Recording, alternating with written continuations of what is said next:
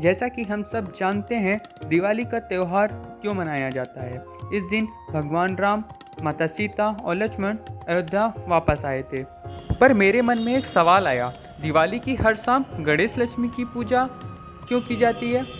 इस वीडियो में हम यही जानेंगे, तो चलिए शुरू करते हैं।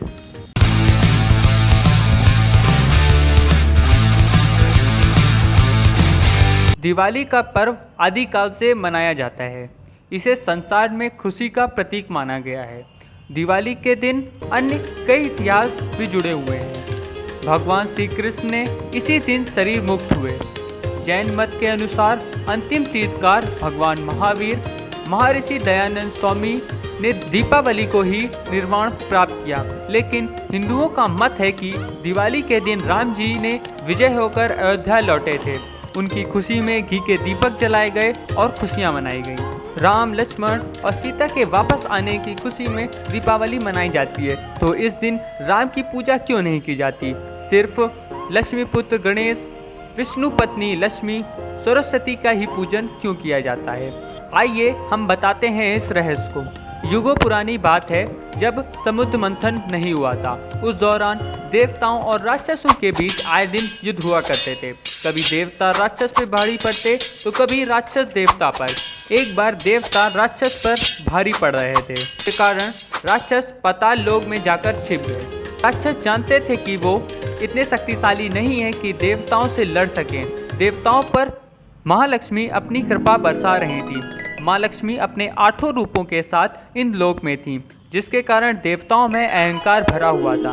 एक दिन दुर्वासा ऋषि समामन की माला पहनकर स्वर्गलोक की तरफ जा रहे थे। रास्ते में इंद्र अपने ऐरावत हाथी के साथ आते हुए दिखाई दिए।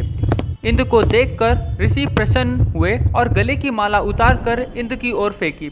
लेकिन इंद्र मस्त थे। उन्होंने ऋषि को प्रणाम किया, लेकिन माला नहीं संभाल पाए और वो ऐरावत के सिर में डल गई। हाथी को अपने सिर में कुछ होने का अनुभव हुआ, जिसके कारण उसने तुरंत सिर हिला दिया, जिससे माला जमीन पर गिर गई और पैरों से कुचल गई। ये देखकर ऋषि बहुत क्रोधित हुए। उन्होंने इंद्र को श्राप देते हुए कहा, जिस अहंकार में हो वो तेरे पास से तुरंत पाताल लोक चली जाएगी।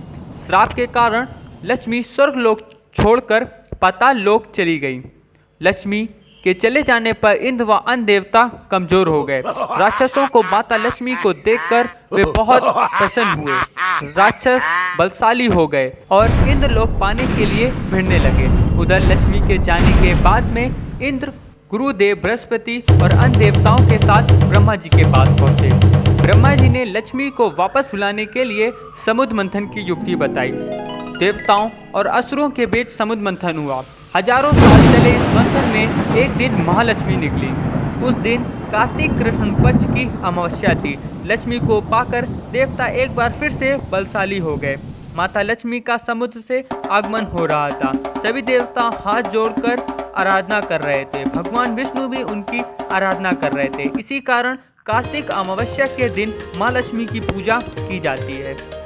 पर इससे गणेश जी की पूजन का कोई भी लेना देना नहीं है। गणेश जी प्रथम पूजनीय है, इसीलिए कोई भी पूजा से पहले उनका पूजन करना अनिवार्य होता है। आज की इस वीडियो में बस इतना ही। चैनल को सब्सक्राइब करना ना भूलें। Thanks for watching.